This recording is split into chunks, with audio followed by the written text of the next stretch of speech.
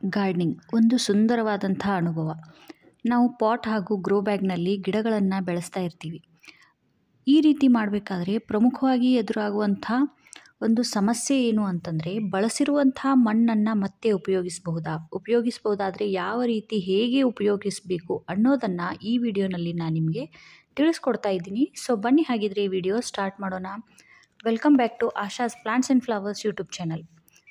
ನಾವು terrace gardening ಮಾಡುವವರಿಗೆ ಹಲವು ರೀತಿಯ ಹೂವು, ಹಣ್ಣು, ತರಕಾರಿ, ಇಂಡೋರ್ ಗಿಡಗಳನ್ನು ಬೆಳೆಸ್ತಾ ಇರ್ತೀವಿ. ಆದರೆ ಹೂಗಳು ಮುಗಿದು ಹೋದ ನಂತರ, ತರಕಾರಿಗಳು, ಹಣ್ಣುಗಳನ್ನು ನಾವು ಆ ಗಿಡದಿಂದ ತೆಗೆದ ನಂತರ ಗಿಡದ ಬೆಳವಣಿಗೆ ಏನಾಗುತ್ತೆ ಅಂತಂದರೆ ಕುಂಠಿತವಾಗುತ್ತೆ. ಅದರಿಂದ ನಾವು ಫಸಲನ್ನು ತಗೊಂಡ ನಂತರ ಗಿಡದ ಮಣ್ಣು ಏನಾಗುತ್ತೆ ಅಂತಂದರೆ ಎಲ್ಲ ಪೋಷಕಾಂಶಗಳು ಖಾಲಿಯಾಗಿಬಿಟ್ಟಿರುತ್ತೆ. ಹೀಗಿರುವಾಗ ಆ ಪಾಟ್ನ ಮಣ್ಣನ್ನು ಮರುಬಳಕೆ ಮಾಡ್ಕೋಬಹುದಾ ಅಂತ ನೀವು ಕೇಳಬೇಕಾದ್ರೆ, ಹೌದು, ಮಣ್ಣನ್ನು ಮತ್ತೆ ಮರುಬಳಕೆ ಮಾಡ್ಕೊಳ್ಬೋದು. ಆದರೆ ಅದಕ್ಕೂ ಮೊದಲು ಅದರ ಸ್ಥಿತಿ ಹೇಗಿದೆ ಅನ್ನೋದನ್ನು ನೋಡಬೇಕು. ಗಿಡಗಳು ಬೆಳೆದಂತೆ ಅದರಲ್ಲಿರುವಂಥ ಪೋಷಕಾಂಶಗಳನ್ನು ಬಳಸ್ಕೊಳ್ಳುತ್ತೆ ಮತ್ತು ನಾವು ತಯಾರಿಸಿರುವಂಥ ಮಣ್ಣಿನ ಮಿಶ್ರಣ ಏನಾಗಿರುತ್ತೆ ಅಂತಂದರೆ ಕಡಿಮೆ ಆಗ್ತಾ ಹೋಗುತ್ತೆ. ಅದರಲ್ಲಿ ಕೇವಲ ಬೇರುಗಳಷ್ಟೇ ಉಳ್ಕೊಳ್ಳುತ್ತೆ. ಅದರಲ್ಲಿ ಯಾವುದೇ ರೀತಿ ಪೋಷಕಾಂಶಗಳಿರಲ್ಲ. ಯಾವುದೇ ರೀತಿ ಮಣ್ಣಿನ ಅಂಶ ಕಡಿಮೆ ಆಗ್ತಾ ಹೋದಂಗೆಲ್ಲ ಅದರಲ್ಲಿ ಏನಾಗುತ್ತೆ ಅಂತಂದರೆ ಗಿಡಗಳ ಬೆಳವಣಿಗೆ ಕಡಿಮೆ ಆಗ್ತಾ ಹೋಗುತ್ತೆ. ಇನ್ನು ಕೆಲವು ಸಲ ಏನಾಗುತ್ತೆ ಅಂತಂದರೆ ವಾತಾವರಣದ ಬದಲಾವಣೆಯಿಂದಾಗಿ ಆ ಮಣ್ಣಿನಲ್ಲಿ ಕೀಟಗಳು, ರೋಗ, ಕಸ ಕಡ್ಡಿ, ಕಳೆ ಇದೆಲ್ಲ ಬೆಳೀತಾ ಹೋಗುತ್ತೆ. ಮಣ್ಣು ಇದರಿಂದ ತನ್ನ ಫಲವತ್ತತೆಯನ್ನು ಕಳೆದುಕೊಂಡಿರುತ್ತೆ. ಹೀಗಿರುವಾಗ ಹಳೆಯ ಮಣ್ಣನ್ನು ಮತ್ತೆ ಬಳಸಬೇಕಾದ್ರೆ ಏನು ಮಾಡಬೇಕು? ಬನ್ನಿ ಅದನ್ನು ತಿಳ್ಕೊಳ್ಳೋಣ. ಮೊದಲನೇದಾಗಿ ಅದರಲ್ಲಿರುವಂಥ ಅನಗತ್ಯ ಕಸ ಕಡ್ಡಿ, ಒಣಗಿರುವಂಥ ಎಲೆ, ಇವುಗಳನ್ನೆಲ್ಲ ಅದ್ರ ಜೊತೆಗೆ ರೂಟ್ ಬೌಂಡ್ ಆದಾಗ ಆ ವೇಸ್ಟ್ ಏನಿರುತ್ತಲ್ಲ, ಬೇರುಗಳು, ಅದನ್ನು ನೀವು ಮೊದಲು ಆ ಮಣ್ಣಿನಿಂದ ತೆಗೆದುಹಾಕಬೇಕು. ನಂತರ ಆ ಮಣ್ಣಿನಲ್ಲಿರುವಂಥ ದೊಡ್ಡದಾಗಿರುವಂಥ ಗಟ್ಟಿಯಾದ ಮಣ್ಣಿನ ಭಾಗಗಳನ್ನು ಕೂಡ ತೆಗೆದುಹಾಕಬೇಕು. ಇದರಿಂದ ಮಣ್ಣು ಇನ್ನಷ್ಟು ಹಗುರವಾಗುತ್ತೆ ಹಾಗೂ ನಾವು ಹಾಕುವಂಥ ನ್ಯೂಟ್ರಿಯೆಂಟ್ಸ್ ಅಂದರೆ ಪೋಷಕಾಂಶಗಳು ಮಣ್ಣಿನಲ್ಲಿ ಚೆನ್ನಾಗಿ ಮಿಕ್ಸ್ ಆಗುತ್ತೆ. ಮೂರನೇದಾಗಿ ಮಣ್ಣನ್ನು ಸ್ಟರ್ಲೈಜೇಷನ್ ಮಾಡಬೇಕು. ಅಂತಂದರೆ ಮಣ್ಣನ್ನು ನಾವು ಚೆನ್ನಾಗಿ ಬಿಸಿಲಿನಲ್ಲಿ 2-3 ದಿನಗಳವರೆಗೆ ಒಣಗಿಸ್ಬೇಕು. ಈ ರೀತಿ ಮಾಡೋದ್ರಿಂದ ಮಣ್ಣಿನಲ್ಲಿರುವಂಥ ಕೀಟಗಳು, ರೋಗಗಳಾಗಿರ್ಬೋದು, ಫಂಗಲ್ ಇನ್ಫೆಕ್ಷನ್ ಆಗಿರ್ಬೋದು, ಈ ರೀತಿ ಇದ್ದಾಗ ಇದರಿಂದ ಸೂರ್ಯನ ಬಿಸಿಲಿಗೆ ಎಲ್ಲವೂ ಏನಾಗುತ್ತೆ ಅಂತಂದರೆ ಸತ್ತು ಹೋಗುತ್ತೆ. ಆನಂತರ ಮಣ್ಣಿನಲ್ಲಿ ಇನ್ನೂ ಏನಾದರೂ ದೊಡ್ಡ ದೊಡ್ಡ ಮಣ್ಣಿನ ಹೆಂಡೆಗಳಿದ್ದರೆ ಜರಡಿ ಹಿಡಿದು ಸ್ವಚ್ಛ ಮಾಡಿಕೊಳ್ಳಿ. ಜರಡಿ ಹಿಡ್ಕೊಳ್ಳೋದು ತುಂಬಾ ಒಳ್ಳೆಯದು. ಯಾಕಂತಂದರೆ ಗಿಡಗಳ ಬೇರುಗಳು ಚೆನ್ನಾಗಿ ಆಳಕ್ಕೆ ಇಳಿದು ಆರೋಗ್ಯವಾಗಿ ಬೆಳೆಯೋದಕ್ಕೆ ಇದು ಇನ್ನಷ್ಟು ಸಹಾಯ ಮಾಡುತ್ತೆ. ಇಲ್ಲ ಅಂತಂದರೆ ಅದರಲ್ಲಿ ದೊಡ್ಡ ದೊಡ್ಡ ಮಣ್ಣಿನ ಹೆಂಡೆಗಳಿದ್ದರೆ ಬೇರುಗಳಿಗೆ ಇಳ್ಕೊಳ್ಳೋದಕ್ಕೆ ಹಾಗೂ ಪೋಷಕಾಂಶಗಳನ್ನು ಹೀರ್ಕೊಳ್ಳೋದಕ್ಕೂ ಕೂಡ ಇವು ಅಡ್ಡಿ ಮಾಡುತ್ತೆ. ಐದನೇದಾಗಿ ಏನು ಮಾಡಬೇಕು ಅಂತಂದರೆ ಮಣ್ಣಿನಲ್ಲಿ ಕೊರತೆಯಾಗಿರುವಂಥ ಪೋಷಕಾಂಶಗಳನ್ನು ಸೇರಿಸುವ ಮೂಲಕ ನಾವು ಮಣ್ಣನ್ನು ಏನು ಮಾಡ್ಬೋದು, ಇನ್ನಷ್ಟು ಫಲವತ್ತಾಗಿಸ್ಬೋದು. ಯಾಕಂತಂದರೆ ಗಿಡಗಳನ್ನು ನೆಟ್ಟ ನಂತರ ಗಿಡಗಳು ಅದರಲ್ಲಿರುವಂಥ ಎಲ್ಲ ಪೋಷಕಾಂಶಗಳನ್ನು ಹೀರ್ಕೊಂಡಿರೋದ್ರಿಂದ ಆ ಮಣ್ಣಿನಲ್ಲಿ ಯಾವುದೇ ರೀತಿಯ ಪೋಷಕಾಂಶಗಳಿರಲ್ಲ. ಅದರಲ್ಲಿ ಪೋಷಕಾಂಶಗಳು ಚೆನ್ನಾಗಿತ್ತು ಅಂತಂದರೆ ನೋಡಿ, ಮಣ್ಣು ಈ ರೀತಿ ಸಾಫ್ಟ್ ಆಗಿರುತ್ತೆ, ಮೃದುವಾಗಿರುತ್ತೆ.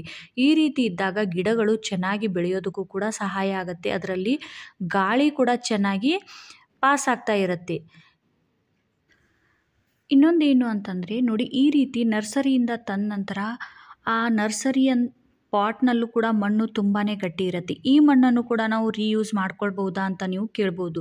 ಹೌದು, ಈ ಮಣ್ಣನ್ನು ಕೂಡ ನಾನು ಹೇಳಿರುವಂಥ ವಿಧಾನಗಳಿಂದ ಈ ಮಣ್ಣನ್ನು ಕೂಡ ನೀವು ಮರುಬಳಕೆ ಮಾಡ್ಕೊಳ್ಬೋದು. ಈ ರೀತಿ ಗಟ್ಟಿಯಾಗಿರುವಂಥ ಮಣ್ಣನ್ನು ತೆಗೆದು ಬಿಸಿಲಿನಲ್ಲಿ ಒಣಗಿಸಿ ಚೆನ್ನಾಗಿ ಅದರಲ್ಲಿ ನೀವು ಎಲ್ಲ ರೀತಿಯ ವಸ್ತುಗಳನ್ನು ಮಿಕ್ಸ್ ಮಾಡಿ ಅದನ್ನು ನೀವು ಮತ್ತೆ ರೀಪಾಟ್ ಮಾಡೋದ್ರಿಂದ ಗಿಡಗಳಲ್ಲಿ ತುಂಬ ಚೆನ್ನಾಗಿ ನೀವು ಬೆಳವಣಿಗೆಯನ್ನು ನೋಡ್ಬೋದು.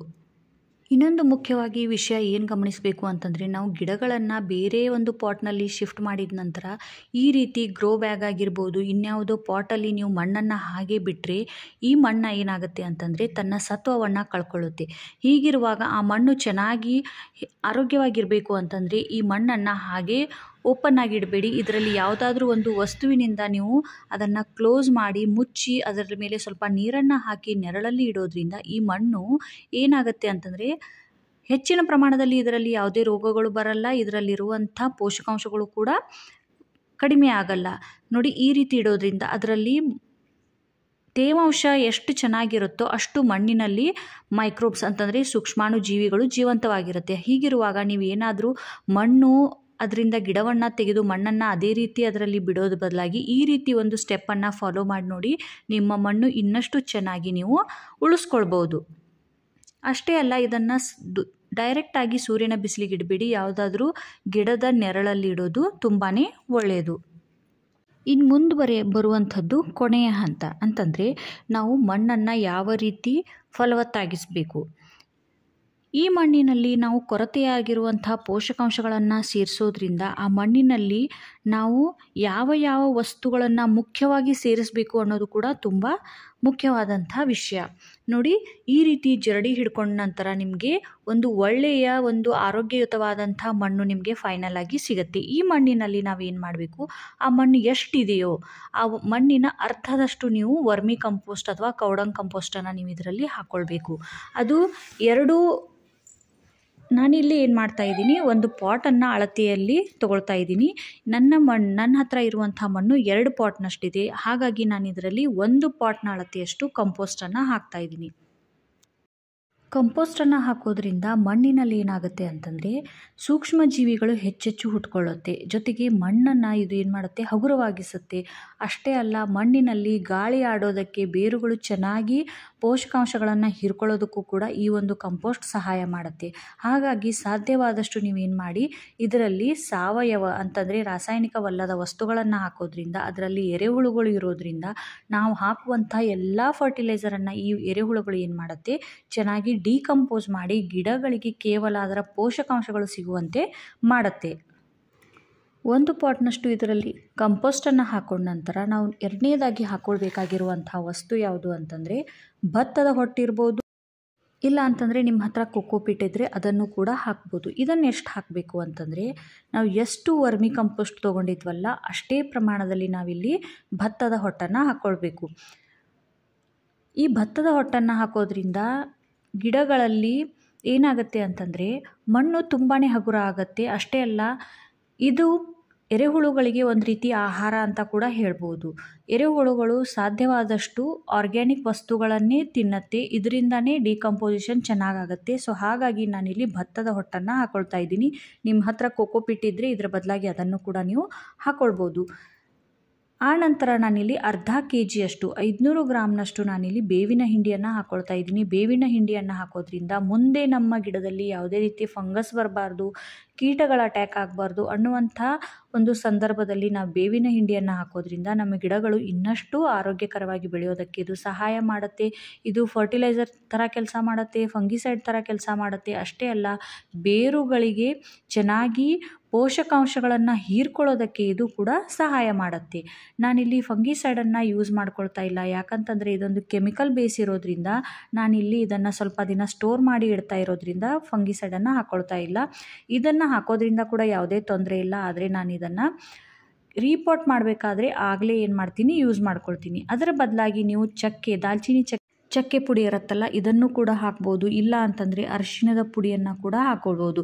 ಕೆಲವೊಬ್ಬರಿಗೆ ಬೇವಿನ ಹಿಂಡಿ ಸಿಗಲ್ಲ ಅನ್ನುವಂಥ ಸಂದರ್ಭದಲ್ಲಿ ನಾವೇನು ಮಾಡ್ಬೋದು, ಅರಿಶಿಣದ ಪುಡಿ ಅಥವಾ ದಾಲ್ಚಿನ್ನಿ ಚಕ್ಕೆ ಪುಡಿ ಯಾವುದಾದ್ರೂ ಒಂದನ್ನು 4 ಚಮಚದಷ್ಟು ನೀವು ಹಾಕ್ಕೊಂಡ್ರೂ ಕೂಡ ಗಿಡಗಳಿಗೆ ಯಾವುದೇ ರೀತಿ ಅಡ್ಡ ಪರಿಣಾಮನೂ ಉಂಟಾಗಲ್ಲ, ಗಿಡಗಳಲ್ಲಿ ಯಾವುದೇ ರೀತಿ ಫಂಗಸ್ ಕೂಡ ಬರಲ್ಲ. ನೋಡಿ, ನಾನಿಲ್ಲಿ ಸಾಫ್ ಹಾಕ್ಕೊಳ್ತಾ ಇಲ್ಲ, ದಾಲ್ಚಿನ್ನಿ ಚಕ್ಕೆ ಪುಡಿ ಹಾಕ್ಕೊಳ್ತಾ ಇಲ್ಲ, ನಾನು ಸುಲಭವಾಗಿ ಸಿಗುವಂಥ ಅರಿಶಿಣದ ಪುಡಿಯನ್ನೇ ಇಲ್ಲಿ ಹಾಕ್ತಾ ಇದ್ದೀನಿ. ಇವೆಲ್ಲವನ್ನು ಹಾಕಿದ ನಂತರ ಮುಖ್ಯವಾಗಿ ಬರುವಂಥ ಹಂತ ಯಾವುದು ಅಂತಂದರೆ, ಇದನ್ನು ಚೆನ್ನಾಗಿ ಮಿಕ್ಸ್ ಮಾಡಬೇಕು. ಮಿಕ್ಸ್ ಮಾಡೋದ್ರಿಂದ ಮಣ್ಣಿನ ಕಣದಲ್ಲೂ ನಾವು ಹಾಕಿರುವಂಥ ಎಲ್ಲ ವಸ್ತುಗಳು ಚೆನ್ನಾಗಿ ಅದರ ಜೊತೆ ಕೂಡಿಕೊಂಡು ನಾವು ಈ ಮಣ್ಣಿನಲ್ಲಿ ಗಿಡವನ್ನು ನೆಟ್ಟಾಗ ಗಿಡಗಳು ಸಂಪೂರ್ಣವಾಗಿ ಪೋಷಕಾಂಶಗಳನ್ನು ಹೀರ್ಕೊಳ್ಳುತ್ತೆ. ಜೊತೆಗೆ ಆರೋಗ್ಯವಾಗಿ ಸಮೃದ್ಧವಾಗಿ ಗಿಡಗಳು ಬೆಳೆಯೋದಕ್ಕೂ ಕೂಡ ಸಹಾಯ ಮಾಡುತ್ತೆ. ನೋಡಿ, ಈ ರೀತಿ ಮಣ್ಣು ತಯಾರಾದ ನಂತರ ನೀವು ಸ್ವಲ್ಪ ಮುಷ್ಟಿಯಲ್ಲಿ ಬಿಗಿಯಾಗಿ ಹಿಡಿದು ನೋಡಿ, ನಿಮ್ಮ ಮಣ್ಣು ಏನಾದರೂ ಸ್ವಲ್ಪ ಅಂಟಂಟಾಗಿದ್ದರೆ ನೀವು ಇಲ್ಲಿ ಸ್ವಲ್ಪ ಪ್ರಮಾಣದಲ್ಲಿ ಮರಳನ್ನು ಕೂಡ ಹಾಕ್ಕೊಳ್ಬೋದು. ಇನ್ನು ಮುಖ್ಯವಾಗಿ ಬರುವಂಥ ವಿಷಯ ಏನು ಅಂತಂದರೆ, ನೀವು ಈ ಮಣ್ಣನ್ನು ಸುಮಾರು ದಿನಗಳವರೆಗೆ ಯಾವುದಾದ್ರೂ ಒಂದು ಏರ್ ಟೈಟ್ ಕಂಟೈನರ್ನಲ್ಲಿ ಅಥವಾ ಡ್ರಮ್ನಲ್ಲಿ ನೀವು ಇದನ್ನು ತುಂಬಿಸಿ ಇಟ್ಕೊಳ್ಬೋದು. ನೀವು ಯಾವಾಗ ರೀಪಾಟ್ ಮಾಡ್ತೀರಾ ಆವಾಗ ಈ ಮಣ್ಣಿನ ಎಷ್ಟು ಬೇಕೋ ಅಷ್ಟು ಮಣ್ಣನ್ನು ನೀವು ತೊಗೊಂಡ್ಬಿಟ್ಟು ಅದರಲ್ಲಿ ಇನ್ನುಳಿದಂಥ ವಸ್ತುಗಳನ್ನು, ನಿಮಗೆ ಯಾವ ಗಿಡಕ್ಕೆ ಯಾವ ಒಂದು ವಸ್ತುಗಳು ಬೇಕು ಅನ್ನೋದನ್ನು ನೋಡ್ಕೊಂಡ್ಬಿಟ್ಟು ನೀವೇನು ಮಾಡ್ಬೋದು, ಆ ವಸ್ತುಗಳನ್ನು ಇದರಲ್ಲಿ ಮತ್ತೆ ಹಾಕಿ ಗಿಡಗಳನ್ನು ಹಚ್ಕೊಳ್ಬೋದು. ಉದಾಹರಣೆಗೆ ನೀವು ಸೀವೀಡ್ ಕಾಳುಗಳನ್ನು ಹಾಕ್ಕೊಳ್ಬೋದು, ಬನಾನಾ ಪೀಲ್ ಪೌಡ್ರ್ ಇದ್ದರೆ ಹಾಕ್ಕೊಳ್ಬೋದು, ಟೀ ಪೌಡ್ರ್ ಹಾಕ್ಕೊಳ್ಬೋದು, ಅಥವಾ ಇನ್ಯಾವುದಾದ್ರೂ ಮತ್ತೆ ಏನಾದರೂ ನಿಮ್ಮ ಹತ್ರ ಇದ್ದರೆ ಆ ವಸ್ತುಗಳನ್ನು ಕೂಡ ನೀವು ಈ ಒಂದು ಮಣ್ಣಿನಲ್ಲಿ ಹಾಕಿ ಆ ಗಿಡಗಳನ್ನು ನೆಡೋದ್ರಿಂದ ಗಿಡಗಳಿಗೆ ತುಂಬ ಚೆನ್ನಾಗಿ ಪೋಷಕಾಂಶಗಳು ಸಿಗುತ್ತೆ. ಸೊ ನೋಡಿದ್ರಲ್ಲ ಫ್ರೆಂಡ್ಸ್, ಯಾವ ರೀತಿ ಮಣ್ಣನ್ನು ನಾವು ಮರುಬಳಕೆ ಮಾಡ್ಕೊಳ್ಬೋದು, ಅದನ್ನು ವೇಸ್ಟ್ ಅಂತ ಎಸೆದೆ ನಮ್ಮ ಗಾರ್ಡನ್ನಲ್ಲಿ ಇರುವಂಥ ವಸ್ತುಗಳಿಂದನೇ, ನಮ್ಮ ಮನೆಯಲ್ಲೇ ಸಿಗುವಂಥ ವಸ್ತುಗಳಿಂದಾನೇ ಮಣ್ಣನ್ನು ಚಿನ್ನವಾಗಿ ಯಾವ ರೀತಿ ಬದಲಾವಣೆ ಮಾಡ್ಕೊಳ್ಬೋದು ಅನ್ನೋದನ್ನು ಈ ವಿಡಿಯೋನಲ್ಲಿ ತಿಳಿಸುವಂಥ ಪ್ರಯತ್ನ ಮಾಡಿದ್ದೀನಿ. ಈ ವಿಡಿಯೋ ಸ್ವಲ್ಪನಾದರೂ ಇಷ್ಟ ಆದರೆ ದಯವಿಟ್ಟು ಲೈಕ್ ಮಾಡಿ. ನಿಮ್ಮ ಲೈಕ್ನಿಂದ ನಾನು ಮಾಡಿರುವಂಥ ವಿಡಿಯೋ ನಿಮಗೆ ಇಷ್ಟ ಆಗಿದೆ ಅಂತ ಕೂಡ ನನಗೆ ಖುಷಿ ಅನಿಸುತ್ತೆ. ಸೊ ಚಾನಲನ್ನು ಸಬ್ಸ್ಕ್ರೈಬ್ ಮಾಡ್ಕೊಳ್ಳೋದನ್ನು ಮರಿಬೇಡಿ. ಏನಾದರೂ ಡೌಟ್ಸ್ ಇದ್ದರೆ ಕಮೆಂಟ್ನಲ್ಲಿ ತಿಳಿಸಿ, ನಾನು ಖಂಡಿತ ಆನ್ಸರ್ ಮಾಡ್ತೀನಿ. Thanks for watching. Bye. Happy gardening.